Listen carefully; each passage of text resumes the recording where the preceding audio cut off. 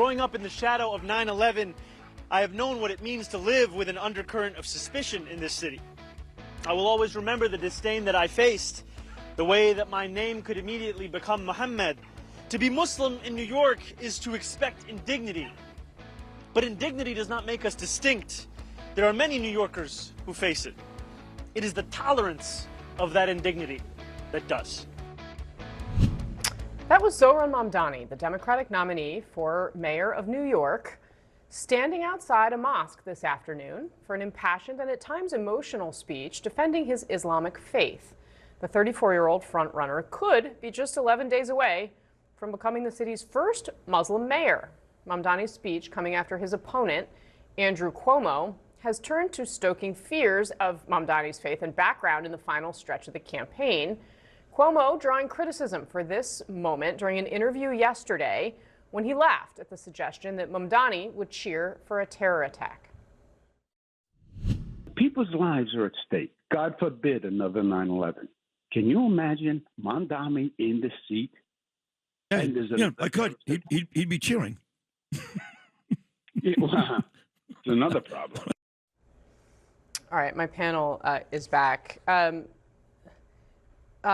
Zohran, the moment there with Andrew Cuomo where he basically laughs when the host says that Mamdani would be cheering another 9/11 has been roundly criticized, of course. Seems to be what prompted Mamdani to give this speech. Mamdani has obviously been lauded for his, the way he's communicated. Some people have compared that moment to the race speech that President Obama gave during the 2008 campaign. How do you consider this?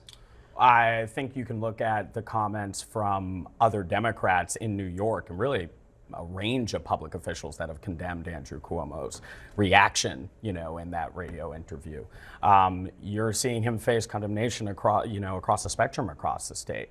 And when you look at Mamdani's speech and response, I think he's channeling a feeling that probably many New Yorkers of his generation have felt, which is facing xenophobic and Islamophobic attacks at that time.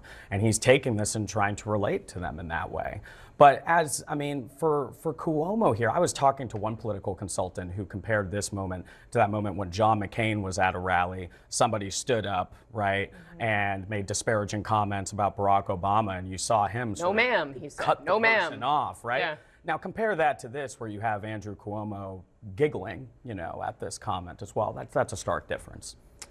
Brad Todd, how do you look at the way Cuomo handled this and how Zohran Mamdani is handling it in turn? Well, I think first off, Mamdani is a lot better communicator than Cuomo is, and you sort of sense that Cuomo is this politician from another era, which of course is a large part of his problem in this race. I think, however, the 9/11 is still an event that happened yesterday in New York, and it will always be an event that happened yesterday in New York.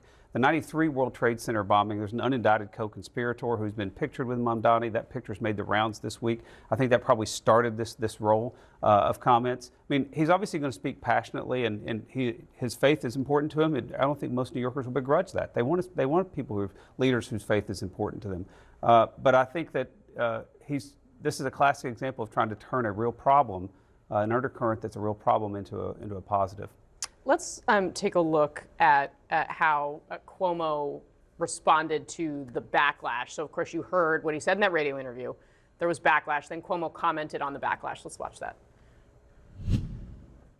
I didn't make that comment. I said about 9/11, that's another problem, referring to what I have said repeatedly, which is I have a problem with the fact that Zohran pals around with Hassan Piker, who said America deserved 9/11. So, Lulu, of course, critics are saying that moment that he had in that interview, that Cuomo had in the interview, was Islamophobic. On the other hand, Zohran Mamdani has made, the phrase globalize the intifada has been an issue in his campaign, because that was something that he didn't disavow initially. And the point Cuomo trying to make there, that he has associates who have made comments like that one about 9/11. Yeah, This is, though, I think, a fundamental problem when we're talking about Islam and people who are of Islamic faith. I do think they get judged with a double standard on the political sphere, and I think this is a perfect example of that. You know, Zohran Mamdani has had to answer repeatedly for comments that he might have made. Actually, in the case of Globalize the Intifada, he failed to condemn as opposed to embrace. That is a distinction, I think. And so what we're seeing here is him having to repeatedly talk about his faith, defend his faith, where he sits in the firmament in regards to issues like Israel and Palestine. And at the end of the day, he is way ahead of anyone that he is supposed to be running against. And you've seen Cuomo repeatedly try to make this an issue, pit him and his Muslim identity against Jewish New Yorkers. And the fact of the matter is that he is most likely going to be elected, and these particular attacks aren't landing. I think they're kind of despicable, and I don't think they're working. And beyond all of that, there is a political question which you can ask. Who do you hang around with? What does it mean? That's all legitimate political, kind of discourse. What I think Mamdani was speaking to in that particular speech, which was, I think, very effective, is, all right, but let me explain where I come from and where I sit in the world and how I stand there. And you can either embrace that or not embrace that. But to try and kind of create a religious conflict, which is what I see a lot of his adversaries doing, I think it's falling pretty flat. Aren't there some of these problems of his own making, though? Like you point out, and you make the right distinction, that he refused to criticize the phrase globalize the Intifada, which is not the same as embracing it. But he also said that he had no opinion on Hamas's place in governing Gaza. I mean, New York is home to the second largest number of Jews anywhere but Israel. And so it's also a global city where the United Nations is. The New York mayor weighs in on these matters. And it seems to me like Mamdani, if he doesn't want to be dogged by this, then he should make very clear that he sides with the people of Israel against the terrorists. He sides with Jewish New Yorkers with their viewpoints in global affairs. And if he doesn't, is that not fair game?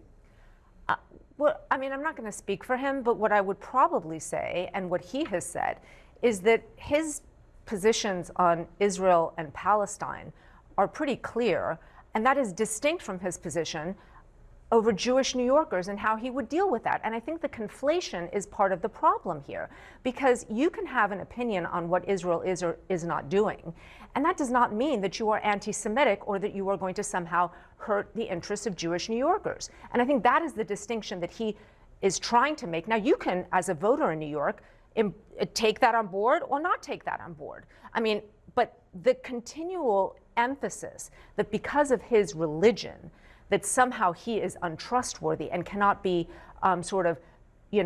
embraced by people of the Jewish faith in New York, I think is continually going to be something that people are going to kind of look at and say, well, why is this equation being made?